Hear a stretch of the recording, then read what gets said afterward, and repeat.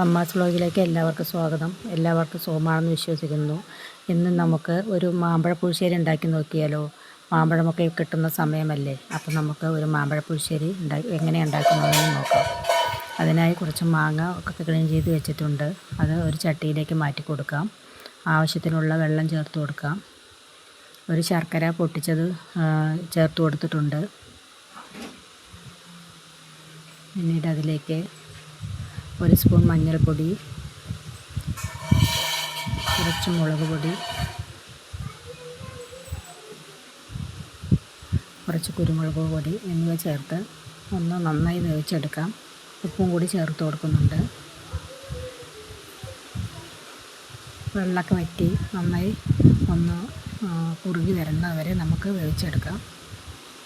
പിന്നീട് അതിലേക്ക് ഒരു അരപ്പ് തയ്യാറാക്കാം. അതിനായി ഒരു ജാറിലേക്ക് കുറച്ച് തേങ്ങ ഇട്ട് കൊടുത്തിട്ടുണ്ട്. കുറച്ച് ജീരകം, തൈര് എന്നിവ ചേർത്ത് നമുക്ക് മഷി പോലെ അരച്ചെടുക്കാം. പിന്നീട് അതിലേക്ക് 1 സ്പൂൺ നെയ്യ് കൂടി മാങ്ങക്കറിയിലേക്ക് ചേർത്ത് കൊടുത്തിട്ട് നന്നായി ഒന്ന് ഇളക്കിയെടുക്കാം.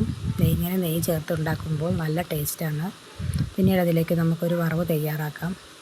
അതിനായി നെയ്യിൽ തന്നെ വറുത്തെടുക്കാൻ ശ്രമിക്കണേ. കുറച്ച് കടുക് ചേർത്ത് കൊടുത്തിട്ടുണ്ട്. 1 സ്പൂൺ നെയ്യാണ് ഒഴിച്ച് കൊടുത്തത്. ആവശ്യത്തിനുള്ള ഉലുവ കൂടി ചേർത്ത് കൊടുക്കാം. വറ്റൽമുളക്, കറിവേപ്പില എന്നിവ ചേർത്ത് ഒരു വറവ് തയ്യാറാക്കി വെച്ചിട്ടുണ്ട്. സ്റ്റൗ ഓഫ് ചെയ്യാം. മാങ്ങക്കറിയെല്ലാം നന്നായി കുറുകി വന്നിട്ടുണ്ട്. അതിലേക്ക് അരപ്പ് ചേർത്ത് കൊടുക്കാം.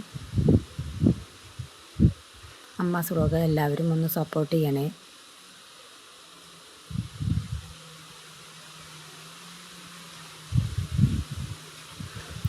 നന്നായി കുറുകി വന്ന ഒരു മാമ്പഴ പുളിശ്ശേരി ഇവിടെ റെഡി ആയിട്ടുണ്ട്. ഈ സമയത്ത് മാങ്ങ കിട്ടാൻ നല്ല ബുദ്ധിമുട്ടൊന്നും ഇല്ലല്ലോ. അതുകൊണ്ട് എല്ലാവരും ഒന്ന് ഒരു മാമ്പഴ പുളിശ്ശേരി ഉണ്ടാക്കി നോക്കാൻ ശ്രമിക്കണം.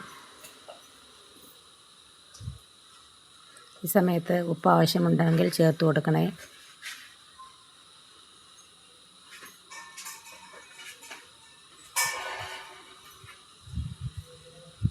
ചോറിൻ്റെ ഒപ്പം കഴിക്കാൻ പറ്റിയ ഒരു മാമ്പഴ പുളിശ്ശേരിയാണ്. എല്ലാവരും ഇതുപോലെ ഒന്ന് ഉണ്ടാക്കി നോക്കാം, മറക്കരുത്. പിന്നീട് അതിലേക്ക് നമുക്ക് താളിപ്പ് തയ്യാറാക്കിയത് കൂടി ചേർത്ത് കൊടുക്കാം. അടിപൊളി ടേസ്റ്റുള്ളൊരു മാങ്ങാക്കറിയാണ് കേട്ടോ. എല്ലാവരും ഉണ്ടാക്കി നോക്കണം. ഇത് സെർവിങ് പാത്രത്തിലേക്ക് മാറ്റിയിട്ടുണ്ട്.